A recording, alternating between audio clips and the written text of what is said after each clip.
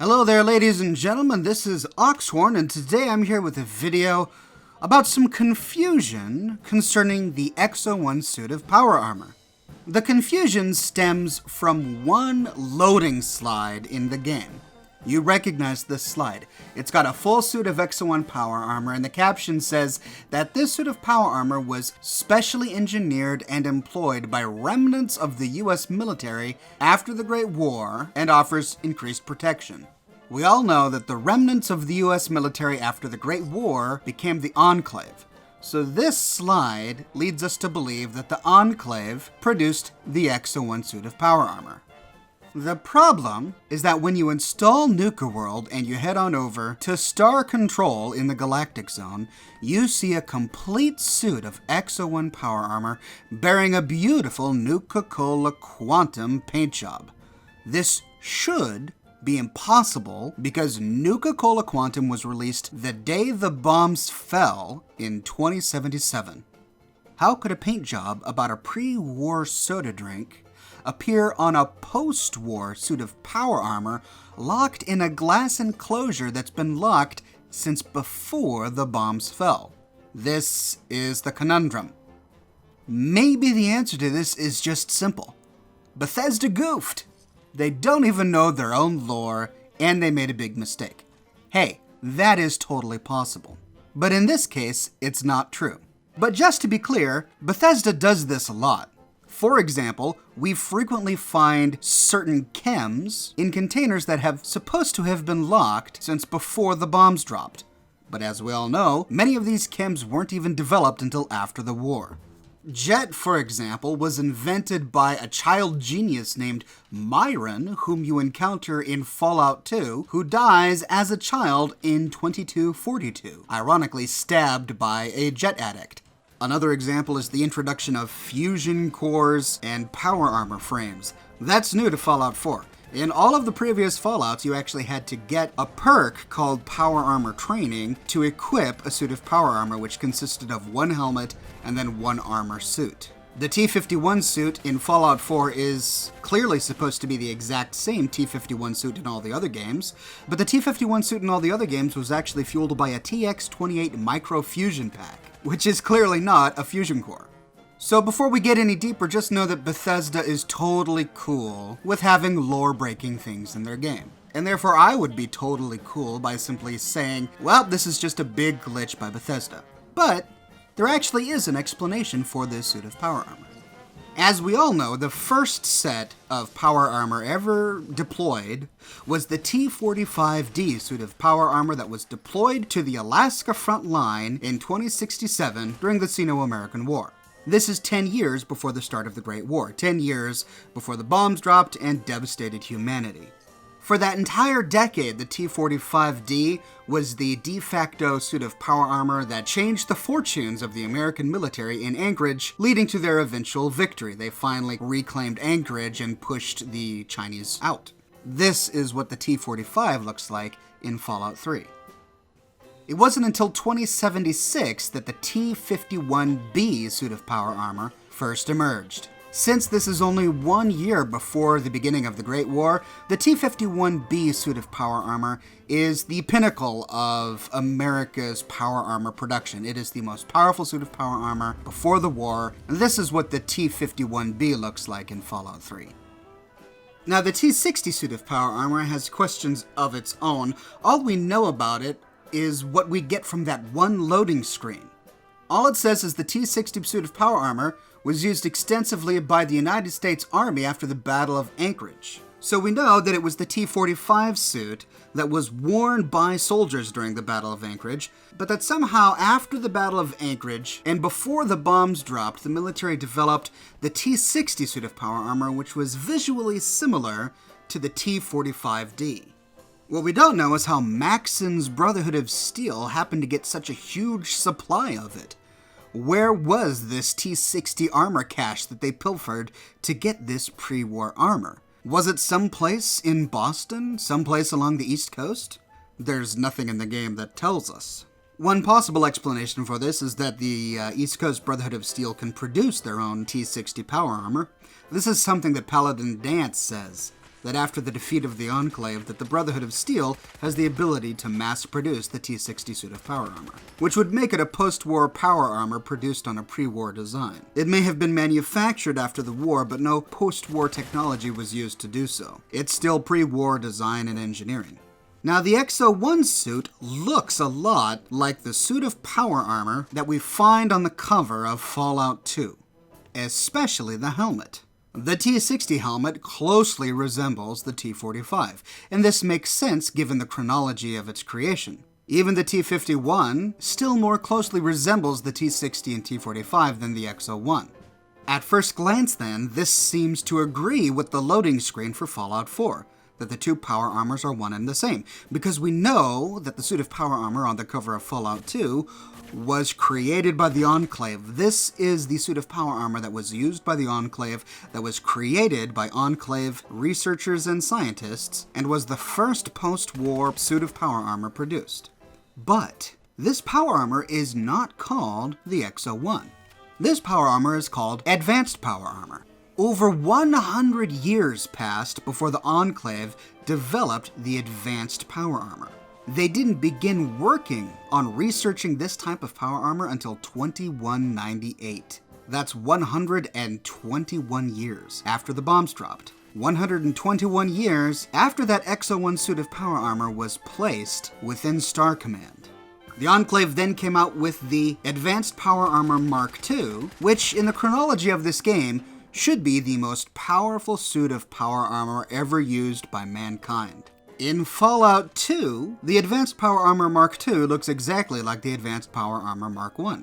But in Fallout 3, you can actually get this suit of power armor, and you notice that it looks entirely different. It almost has a bat-like appearance on the helm, nicknamed the Black Devil power armor for obvious reasons. But notice that it also has more of a familial resemblance to the Advanced Power Armor from Fallout 2 and the Xo1 from Fallout 4 than to any of the pre-war power armors, particularly around the eyes. These power armors have helmets that look a little bit more organic, a little bit more animalistic than the pre-war versions. Incidentally, you can download a Fallout 4 mod that gives you the Advanced Power Armor Mark II. The mod author calls it the Xo2 set, but in his description he reveals that he modeled it after the Advanced Power Armor Mark II set from Fallout 3. So if you want it, I link to it in the description of this video. The key to this lies with the Enclave and the research that they did 121 years after the bombs fell, which led to the production of the Advanced Power Armor Mark I. Our only source for this information comes from the Fallout Bible, published in 2002. In that book, we find the following entry under the year 2198. Enclave works on various new technologies, including power armor variations. None of these are much of an improvement over the conventional, old-school power armor, and some are actually worse. This led to the creation of the Advanced Power Armor. We learned that in 2215, the Enclave began working on an updated version of the Advanced Power Armor, and that in 2220 they were successful with the Mark II version of the Advanced Power Armor. Now, seeing that the Enclave is ancestrally descended from the last remaining remnants of the United States government, it seems likely to me that they would be privy to secrets that the US government had that the public didn't know, like the existence of the Xo1 suit of power armor, for example, or like the existence of Project Cobalt at Nuka World. It seems likely to me that the Enclave wouldn't start completely from scratch, but would instead base their new design on some pre-war design. In this case, you guessed it, the Xo1 suit. Which means that the Advanced Power Armor created by the Enclave is actually based on a pre-war design. You can find the smoking gun that proves this theory if you head to Brad Burton's office in Nuka World. In the office, you find a terminal which has many different entries. Under the Project Cobalt section, when you scroll down to 10/20/2076, you find an entry by JCB, John Caleb Bradburton, the CEO of Nuka-Cola. In this document, we read the following. Project Cobalt struck gold. His team came up with a custom isotope based on strontium-90. He's calling it Quantum. He believes he can use the isotope to weaponize almost anything in the military's arsenal. He's come up with a few prototypes like the Nuke, and we've even used the quantum to enhance one of the military's power armor suits. Here we find the smoking gun. That quantum, based on strontium-90, was applied to a pre-war suit of power armor already in the military's arsenal. But the only suit of power armor we find in the game with anything quantum-related on it is the Xo1 suit that we find in Star Command. This means that the Xo1 suit of power armor was in the military's arsenal the day the bombs fell. This makes sense because Nuka-Cola had developed strong ties to the United States military due to the military's desire to use the Nuka-Cola scientists for military purposes. This relationship led to Project Cobalt, and in exchange, John Caleb Bradburton got access to the Leap X program, which made him immortal. As part of the Project Cobalt, the Nuka-Cola beverageers were given access to a bunch of military equipment to improve with their chemicals. This led to the development of the Nuka Quantum Grenade, upgrades to the Thirst Zapper, the weaponized Quantum Paddle Ball, and the quantum-lined suit of Xo1 power armor. The advanced power armor from Fallout 2 is based on research done by the Enclave into the Xo1 suit of power armor. We can only presume that advanced power armor is better than the Xo1. That begs the question, why was there so much Xo1 found in the Commonwealth? I mean, it's still a rare power armor compared to the T-45 and the T-50, certainly compared to the T-60, which drops from the Brotherhood of Steel like candy. But you can still find half a dozen suits of it in the Commonwealth and another half a dozen in Nuka World. Well, I don't have a concrete answer for you, but maybe it can be explained by the number of pre-war military installations within the Commonwealth. There's Fort Strong, which was instrumental into the development of the T-51 suit of power armor and the Fat Man. There's Fort Hagen, there's the Fort Hagen satellite array, and the big facility under it. There are so many different satellite arrays, beacons, bunkers, and other pre-war military installations in Boston that maybe this can be explained by the sheer presence of the military in this corner of the world. Maybe that's why Boston has so many suits of the Xo1. Okay, so let's distill this down to a timeline. 2067. The first suit of T-45D power armor is deployed for combat duty. 2076. The T-51B suit of power armor is finally completed. October 2076. Just a little bit later that same year, the Xo1 suit of power armor is in prototype stage, not yet used in active duty, but clearly functional and available to those who had military connections. Early 2077, after the Anchorage Reclamation, the T-60 suit of power armor is designed to eventually replace the T-51, but it was only deployed domestically. It does seem strange that the United States military would develop the T-60 set of power armor in early 2077 when they already had the Xo1 prototype done in October of the previous year. The date of Bradburton's entry talking about applying quantum to the power armor was October 20th, 2076. Why would the military go on to produce the T-60 when they had the Xo1 waiting in the wings? I'll give you that does seem strange. But that is what the lore shows us. In short, the Xo1 suit of power armor is a pre-war suit of power armor. Which leaves us with this contradictory loading screen. This is not lore friendly.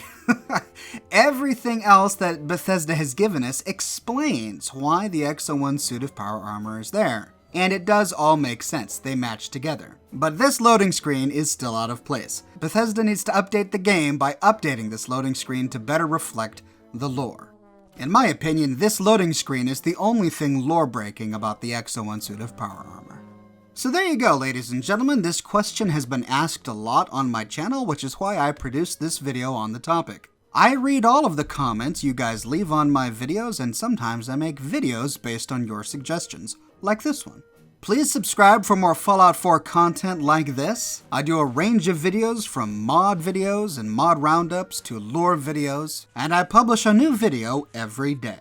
If you like what I do and you want to support me in a more personal way, consider becoming one of my patrons on Patreon. Patreon subscribers gain access to my Discord server, as well as a bunch of other cool Oxhorn perks. But more than anything, ladies and gentlemen, I am just so glad you're here watching this video. Thank you for watching, and tune in tomorrow bright and early for another video. See you then.